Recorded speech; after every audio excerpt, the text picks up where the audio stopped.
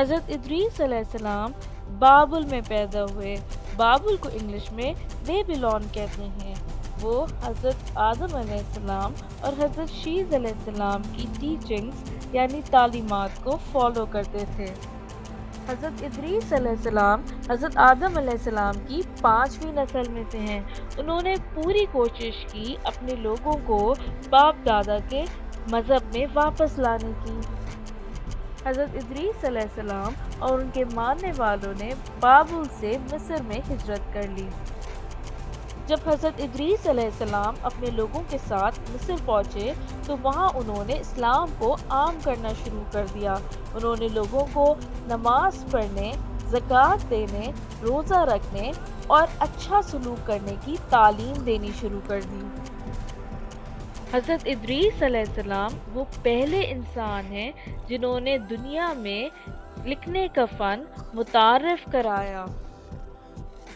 انہوں نے ہی لوگوں کو ترازو سے تولنا سکھایا۔ انہوں نے ہی لوگوں کو سیاروں کی حرکت کا بتایا۔ ساتھ ساتھ یہ بھی بتایا کہ کپڑے کیسے سیے جاتے ہیں۔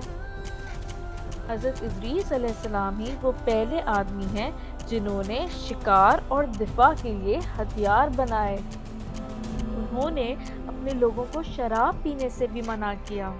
وہ لوگوں کو بت پرستی کو چھوڑنے کی تعلیم دیتے رہے اور ایک خدا کی عبادت کرنا سکھاتے رہے، لیکن کچھ ہی لوگ ان کی بات ماننے پہ آمادہ ہوئے۔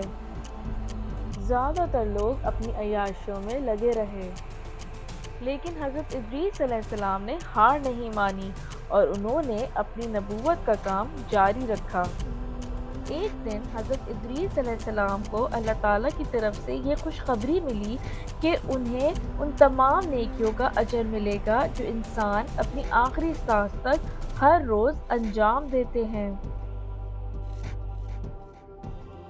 حضرت ادریس علیہ السلام بہت خوش ہوئے اور انہوں نے اللہ تعالیٰ کا شکر ادا کیا، لیکن وہ کافی بوڑھے ہو چکے تھے اور وہ زمین میں کچھ اور وقت گزارنا چاہتے تھے، اس لیے انہوں نے فرشتے سے کہا کہ میں موت کے فرشتے سے التجا کرنا چاہتا ہوں کہ میری موت کا ٹائم تھوڑا سا ڈیلے کر دیں۔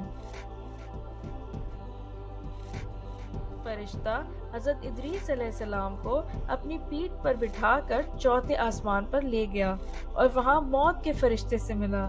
ان سے پوچھا، حضرت ادریس علیہ السلام جاننا چاہتے ہیں کہ کیا آپ ان کی عمر دراز کر سکتے ہیں؟ موت کا فرشتہ دنگ رہ گیا۔ اس نے پوچھا، ادریس آخر ہے کہاں؟ فرشتے نے جواب دیا، وہ میری پیٹھ پر ہیں۔